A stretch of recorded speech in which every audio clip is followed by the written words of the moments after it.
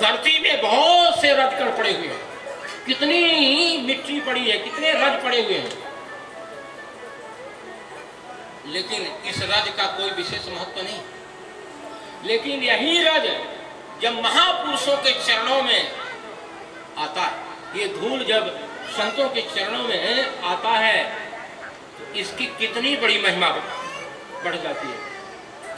अमीर मूर में चूरण चारू, गुरुदेव के चरण कमलों की जो धूल है संजीवनी जड़ी का काम करती है, समस्त रोगों के परिवार को नष्ट कर देती है।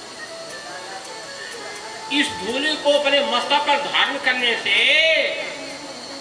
अपने अंदर सारे सद्गुण आ जाते हैं।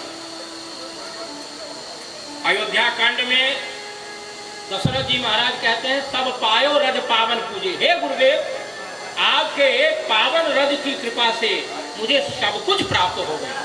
गुरुदेव के चरण कमलों की जो रज है बड़ी चमत्कारी है सज्जनों। ये रज यदि मिल जाए तो फिर किसी वस्तु की कमी नहीं रहती है। ये रज सब कुछ प्रदान कर देती है, लोक की भी वस्तु और परलोक की वस्तु। श्री चक्रवर्ती महाराज दशरथ इस बात का स्पष्टीकरण कर रहे हैं, स्पष्ट कह रहे हैं। वशिष्ठ जी से कहते हैं राजन, वशिष्ठ जी से कहते हैं गुरुदेव सब पायो रज पावन पूजे, सब पायो रज पावन।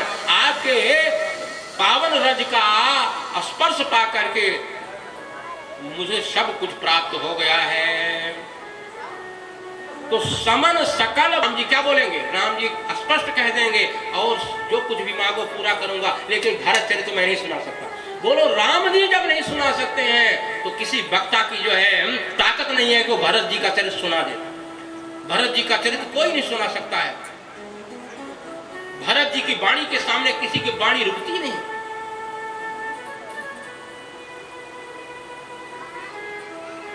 जो भरत जी का चरित्र श्रवण करेगा संसार छूट जाएगा और राम चरणों में प्रेम प्राप्त हो जाएगा।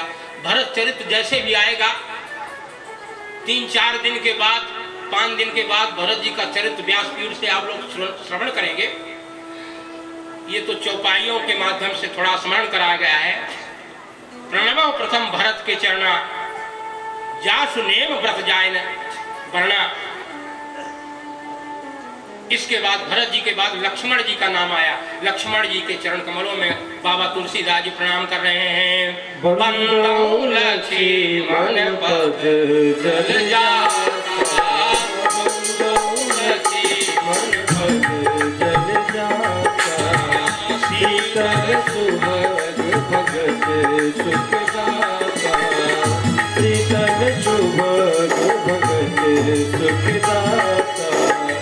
रघुपति की रति विमल पताका, रघुपति की रति विमल पताका, दंड समान भयो जस जागा, दंड समान भयो जस जागा।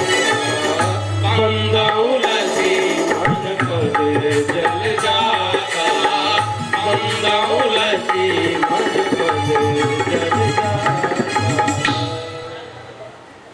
गोस्वामी जी महाराज लक्ष्मण जी के चरण कमलों में प्रणाम करते। लक्ष्मण जी को गोस्वामी जी ने डंडा बनाया।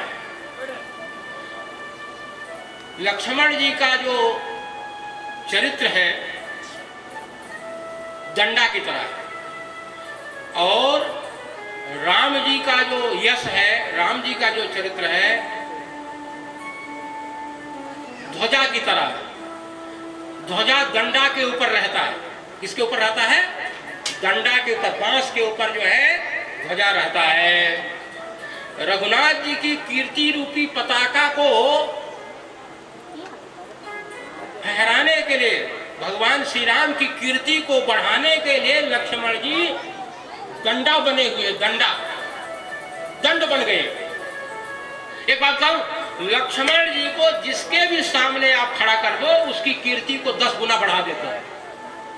राम जी के सामने आते हैं तो राम जी की कीर्ति को बढ़ा देते हैं। भरत जी के सामने खड़े होते हैं तो भरत जी की कीर्ति को बढ़ा देते हैं। जानकी जी के सामने खड़े होते हैं तो जानकी जी की कीर्ति को बढ़ाते हैं, हनुमान जी के सामने खड़े होते हैं तो हनुमान जी की कीर्ति को बढ़ा देते हैं। लक्ष्मण जी को जहां खड़ा कर दो, ये दंडा है। गणती अंक में लक्ष्मण जी को शून्य बता रहे हैं, गणती अंक में लक्ष्मण जी शून्य है, राम जी 9 के अंक हैं, भरत जी 1 के अंक हैं और शत्रुघ्न जी मान लो 2 के अंक हैं। तो लक्ष्मण जी को किस अंक में ले होगे? लक्ष्मण जी को शून्य के अंक में मान लो।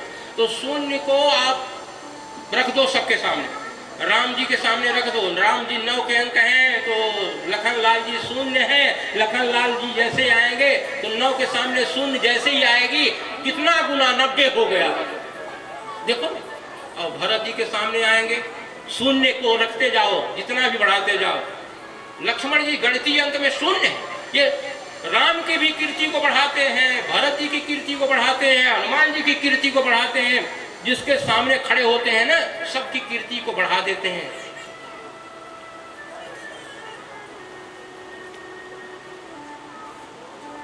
रघुपति कीरत विमल पताका, दंड समान भयो जस जाका। लक्ष्मण जी जानबूझ करके थोड़ा उग्र हो जाते हैं। प्रभु की प्रतिष्ठा बढ़ाने के लिए लक्ष्मण जी थोड़ा उग्र रहते हैं। क्यों भाई? लक्ष्मण जी ने विचार किया कि यदि मैं राम जैसा स्वभाव बना लूंगा तो राम जी की प्रतिष्ठा नहीं बढ़ पाएगी। रघुनाथ जी की, राम जी की प्रतिष्ठा बढ़ाने के लिए लक्ष्मण जी जानबूझ करके क्रोध करते हैं। लक्ष्मण जी को क्रोध नहीं आता है, पर लक्ष्मण जी सोचते हैं कि यदि मैं क्रोध नहीं करूंगा तो राम की प्रतिष्ठा नहीं बढ़ेगी। जब लक्ष्मण जी क्रोध करते हैं तो सब लोग कहते हैं राम जी तो बड़े अच्छे हैं, लक्ष्मण जी थोड़ा गर्म स्वभाव के, राम की प्रतिष्ठा बढ़ गई। बस राम जी की प्रतिष्ठा बढ़ाने के लक्ष्मण जी उग्र हो जाते हैं।